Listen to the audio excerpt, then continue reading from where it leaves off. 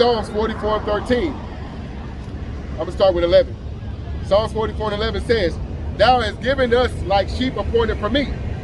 Thou hast scattered us among the nations. Thou sellest thy people for naught, and dost not increase thy wealth by their price. Thou makest us a reproach to our neighbors, a scorn and a derision to them that are round about us. Thou makest us a byword among the heathen, a shaking of the head among the people. Like it said in Lamentations 2 and 15, right? They wag, they hiss. Is this the perfection of beauty? Is this the glory of the whole earth? Hey, and who did that to us? Yahweh while Yahweh shot. In Deuteronomy 28, chapter 15 on down, he told us, if we didn't observe these commandments, hey, that you're going to be at the bottom, the servant, the borrower, oppressed, cheated on, lied to, exploited, right? The conditions that we find ourselves in today, right? And like it said in Psalms 44 and 11, Thou hast given us like sheep appointed for meat, and has scattered us among the heathen, right? Us being scattered, that's a mystery. All Israel is not of Israel is not to include some heathen nation into the fold, right? You cannot convert into being an Israelite, right? You can convert into the religion of Judaism, Christianity, Islam, but as far as being a Hebrew Israelite, this is something that your spirit must bear witness that you are, right? By blood, the spirit that dwells within you. From Abraham, Isaac to Jacob, on down to the 12 sons of Jacob, right? You can convert into, you know, you could go to Israel and you could get your citizenship and you could become an Israeli. You cannot become an Israelite. See what I'm saying? You can become an Israeli because an Israeli is just someone that dwells in the land of Israel. An Israelite is a descendant of Abraham, Isaac, and Jacob by blood. It is the spirit that bears witness with our spirit. We don't need to get any DNA test, right? We don't need to go do some genealogical research, right? We know these prophecies. Hey, in the spirit, it says that in the book of John 6 and 63. It said, it's the spirit that quickeneth, the flesh profit of nothing. The words that I speak unto you, they are spirit and they are life. This is the spirit that bears witness with our spirit, right? We see who we are. We see our condition. And with this understanding comes a level of peace. It says that in Isaiah 33 and 6. It said, knowledge and wisdom shall be the stability of thy time. What's keeping us stable? To know that we're just not going to be perpetual slaves. And we're not black, Latino, Native American, any of these proverbs or bywords, but rather our spirit bears witness that we are the Hebrew Israelites, the Jews of the Bible, the Lord's chosen people, and all of the good things, especially us being redeemed. Hey, that's for us. But a mystery is that, hey, we're scattered across the four corners of the earth. So are we going to be gathered just by being black people? You know, this is not a black only thing. Why? Because we have understanding, right? It said in the book of Proverbs, it said, wisdom is the principal thing. Therefore get wisdom, but with all thy getting, get understanding, right? You have to understand these mysteries so you can actually take hold.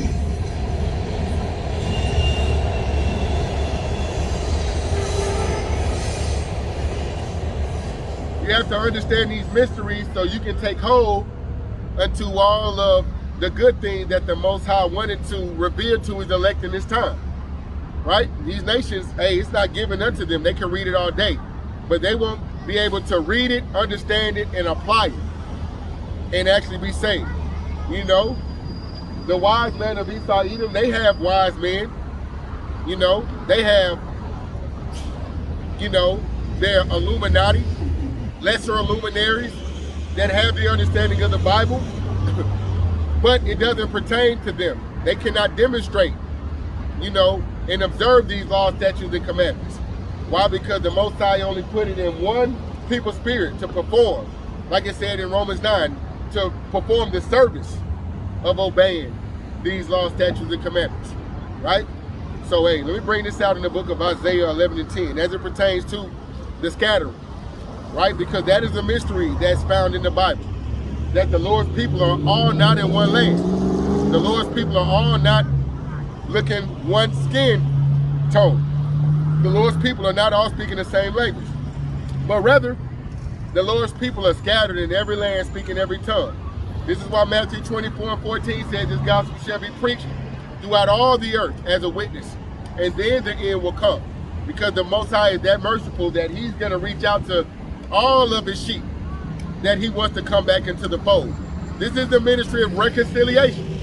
He wants to reconcile. He wants to make good with his women that he's given a bill of divorce. But he's using his mouthpiece, his messengers, to minister to them and tell them to come back. You know, just like Yahweh Shai. You know, go not the way of the Gentiles, but rather the lost sheep of the house of Israel. Right? Go to them and tell them to come back. It's time to reconcile. Right? It's time to be brought back into the fold. Right? To be redeemed, because that's what the word redeem means, to buy back. In Deuteronomy 28 and 68 said, no man shall buy you or redeem you. Why? Because we have a redeemer, right?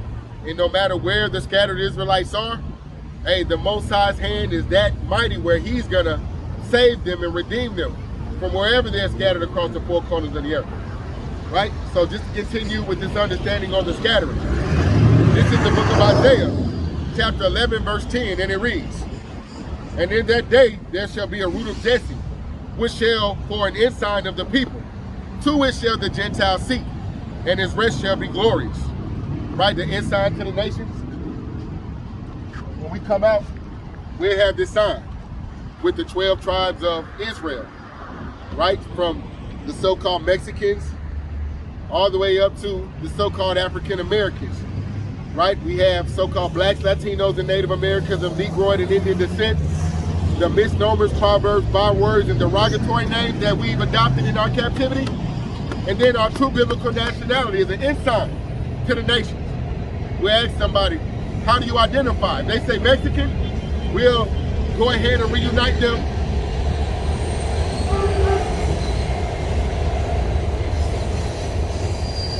If somebody says that they're Mexican, we're going to reunite them with their true biblical nationality.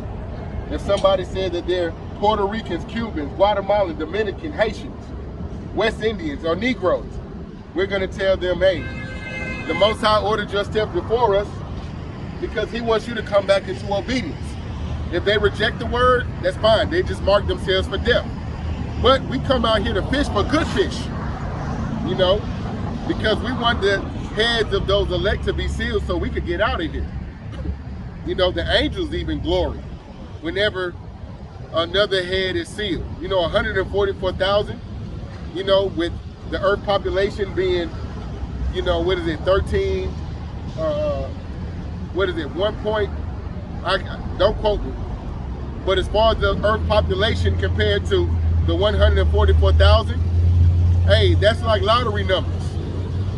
You know, that 144,000 is a much smaller number than, you know, the global population. And all the Most High said he needs is 144,000 before he ignites the process of judgment and salvation, right? Going right back to Isaiah 11 and 10. It says, and in that day there shall be a root of Jesse, which shall stand for an ensign of the people. To it shall the Gentiles seek, and his rest shall be glorious. And it shall come to pass in that day that the Lord shall set his hand again the second time to recover the remnant of his people, which shall be left from Assyria, and from Egypt, and from Pathros, and from Cush, and Elam, and Shinar, and Hamath. Right? So it's saying here that the Lord is going to set his hand again the second time to recover the remnant of his people. This is the hopeful elect. The first time he recovered us was where? The old Egypt. Right? And we've been brought to a new Egypt with ships, as pursuant to Deuteronomy 28 and 68. And Egypt is synonymous with bondage, as pursuant to Exodus 20 and 2. Right? He recovered us once from the old Egypt of antiquity, and this is the new Egypt, where we had to come to serve a whole nother round of captivity. You be safe, sister. Where we had to serve a new round of captivity. And like I said, Exodus 20 and 2, 1 Kings 8 and 47 refers to Egypt as a furnace of affliction, right? A furnace of iron. This is what our land of captivity represents, a house of bondage, right?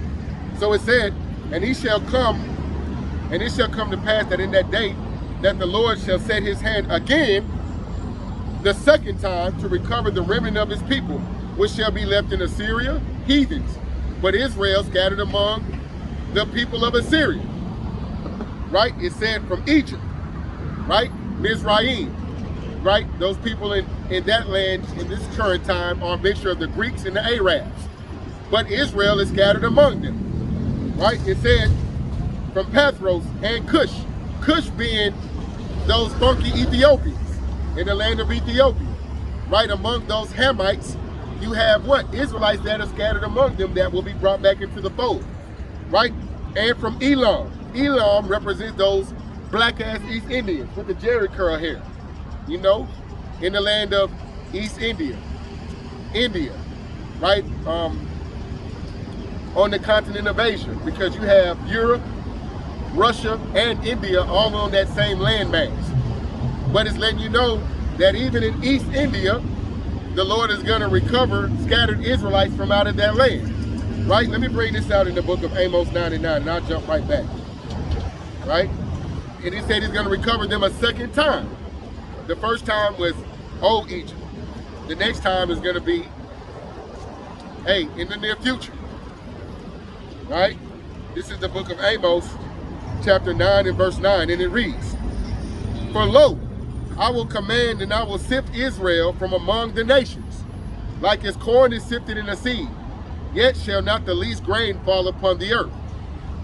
Right? It said he's going to sift Israel from where? From among the nations. Right? And it said, shall not the least grain fall upon the earth. If you are ordained and predetermined to be the elect, it's going to be a full recovery. Right? The Most High is not going to leave one sheep behind. Right? A full recovery. Right? Let me get this in the book of Ezekiel 11 and 16. Right? This is the book of Ezekiel, chapter 11 and verse 16. And it reads, "Therefore say, thus saith the Lord power, although I have cast them far off among the heathen, and although I have scattered them among the countries, yet will I be to them as a little sanctuary in the countries where they shall come. Therefore say, thus saith the Lord power, I will even gather you from the people, and assemble you out of the countries where ye have been scattered. And I will give you the land of Israel, and it shall come thither, and they shall come thither, and they shall take away all the detestable things thereof, and all the abominations thereof from thence." Right? But it said here that the Most High, even though he cast us far off among the heathen, and although I've scattered them among the countries, yet will I be to them as a small sanctuary in the countries where they shall come. Right? That's the scattered Israelites. Right? All Israel is not of Israel. That means among the heathen, he said that he's going to have representation. His elect are going to represent a small sanctuary. Wherever he scattered us among the heathen, as a reproach and a curse, he said that he's still merciful enough that he's going to have an altar. Right? That spiritual house of Dawat Da, right? That spiritual house of David is going to be rebuilt. Right? And he said wherever we're scattered, he's going to have representation among the nations. Right? And ultimately, he said that he's going to sift us from among the nations. Like it said in Amos 99. Right? It said that he will sift us from among the nations. It shall not the least grain fall upon the earth. Right? That's the mystery of the Gentiles.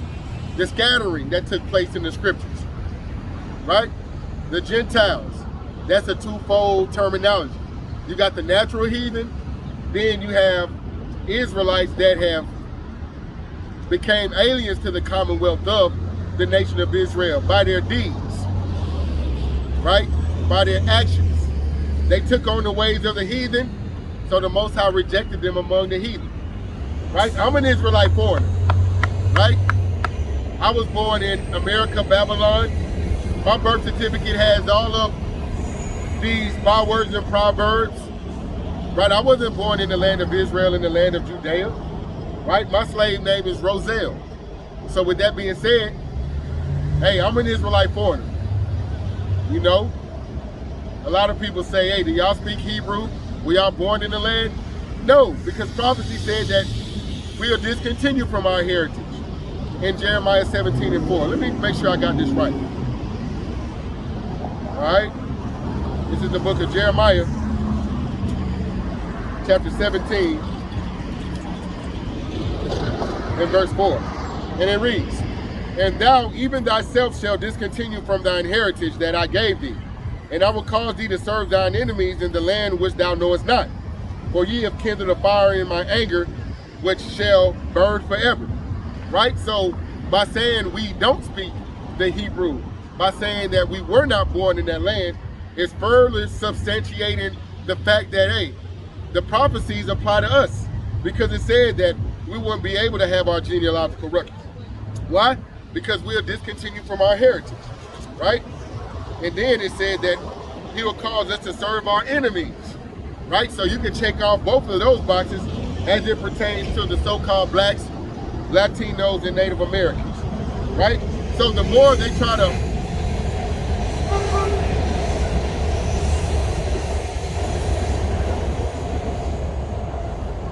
the more that these nations try to mock and scoff and undermine us, saying that we are the Lord's people, right? By saying we cannot prove it, all they're doing is substantiating our stance with empirical evidence, precepts. The Bible told us that would happen, right? And the fact that you haven't discontinued from your heritage, and the fact that you haven't had to serve your enemies, lets you know that, hey, you are not the Lord's people, and he's not dealing with you as a father deals with the son, right? Let me get this in the book of Isaiah, the first chapter, right? This is Isaiah chapter 1, verse 3. It reads, the ox knoweth his owner, and the ass his master's crib. But Israel does not know. My people do not consider. Why? Because they have to remember who they are. They have to be taught again. Like it says in 2 Ezra 14 and 34. They have to really subdue their own understanding. They've sat at the foot of the fathers of lies, and they've been taught nothing but lies, right? It said that in Jeremiah 16 and 19, right? It said the Gentiles will come from the end of the earth, saying surely our fathers have inherited lies, right? That's twofold, you know, the natural Gentiles as well as the Israelite foreigners, right? Let me get that real quick in Jeremiah 16 and 19. Let's see if I get it real quick. This is the book of Jeremiah, chapter 16, in verse 19. This is Jeremiah, chapter 16, and verse 19, and it reads, O Lord, my strength and my fortress, and my refuge in the day of affliction, the Gentiles shall come unto thee from the ends of the earth, and shall say, surely our fathers have inherited lies, vanity, and things wherein there is no profit. Right? We have the truth, as pursuant to John 17 and 17. Sanctify them through thy truth, thy word is truth. Right? The so-called white man operates outside of the tenets of the Bible. This is why he's called the father of lies. He comes up with cunningly devised fables, you know, and our people swallow it, hook, line, and sinker. Right? It says that said, woe to them that go down to Egypt for help. Isaiah, I believe it's Isaiah 30. Right? Let me see if I can get that real quick. Right? This is why it's no profit in believing in the so-called white man. This is why we were commanded to be separate. Right? This is Isaiah chapter 30. Yep, I was there. I'm going to start with Isaiah 31, and it reads, woe to them that go down to Egypt for help, and stay on horses and trust in chariots, because they are many, and in horsemen because they are very strong, but they look not to the Holy One of Israel, neither seek the Lord. Right? It said, woe to them that go down to Egypt for help. They go down to the white man for help. They see his military might, they see his technology, and they trust in it. You know, like it says in Psalms 49 and 11, their inward thought is that this house will continue for all generations. Right? Let me get that real quick. Psalms 49 and 11. They trust in oppression. You know, if Esau isn't in the vicinity, then that's not heaven to them. This is the book of Psalms, chapter 49 and 11. And it reads, their inward thought is that their houses shall continue forever. Right? Psalms 49 lets you know that a majority of these people, they think that America is the exception to the rule. Kingdoms rise and kingdoms fall. Babylon, Egypt, Rome, Assyria, right? Ancient Babylon. They all have risen and they all have fallen. But a majority of people think that America is the exception to the rule. They think that although this place has been built on wicked and evil principles like genocide and slavery, they think that America is gonna, you know, be resuscitated, revitalized, and go into the future stronger, right? But we are letting you know that the mantra, let's make America great again, is to denote America circling the drain. The days of Amos and Andy and 5 Cent Candy are long gone. The so-called white man's children, they're complaining of an ungodly father because they're being a reproach for his sake, right? Sirach 45 and 7. The inheritance that they've received, they've squandered that off on meth and opioids, right? The jobs that they once had guaranteed, they don't even have any type of surety, any type of guarantee for tomorrow for their children, right? This is why Make America Great Again became such a popular mantra amongst Esau Edom, because they truly understand that with them going out of power, for America to go out of power is for them to face an imminent judgment. And they're doing everything they can to kick the can down the road. And the main people that are keeping this system up and running is so-called blacks, Latinos, and Native Americans, right? This is why Matthew 22 and 9 and Luke 14 and 23 demands us to come out and tell our people to be separate, to observe these laws, statutes, and commandments and repent, in hopes that you be saved out of this impending destruction. Because you can look at America's deeds, and if you believe in justice, you have to say that America's due for a punishment, right? America's due for a judgment. But we don't want our people to be caught up in that judgment, right? And we don't want our people to be in this mindset. This is Psalms 49 and 11. Their inward thought is that their houses shall continue forever, and their dwelling places to all generations.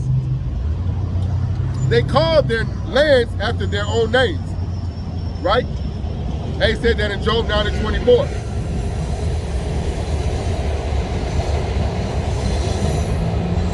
Here, it's saying that the inward thought of 2/3 of our people, as well as these heathen around about, chiefly the so-called white man, their inward thought is that America is going to continue forever, right? And it said their dwelling place to all generations, right? They don't believe that their bounds have been appointed. And it's just a matter of time before the Most High yanks them out of power and throws them headlong into captivity, right? It said they call their lands after their own names. By calling yourself African American, is to denote that you sprang forth from two men, which is impossible. You can't mix seeds. African comes from a man, European, right? An Edomite by the name of Leo Scipio Africanus. He named that land Africa, right? Leo Scipio Asiaticus named the land Asia. Americo Vespucci named the land America. So that's what they do. They take over the land and they name the land after themselves. But then you'll have a nigger calling himself after two white men. I'm African and I'm American, right? Hey, this is why no lie is of the truth. This is why we come out to tell our people what their true biblical nationality is, in hopes that they bethink themselves, remember who they are, and repent. come back into the knowledge of who you truly are, which is a Hebrew Israelite from your respective tribe, right? Their inward thought.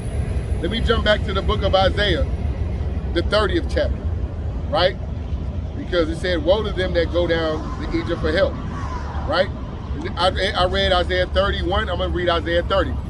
This is Isaiah 30 and it reads, woe to the rebellious children, saith the Lord, that take counsel but not of me, that cover with the covering but not of my spirit, that they may add sin unto sin, that walk to go down into Egypt, and have not asked at my mouth, to strengthen themselves in the strength of Pharaoh, and to trust in the shadow of Egypt.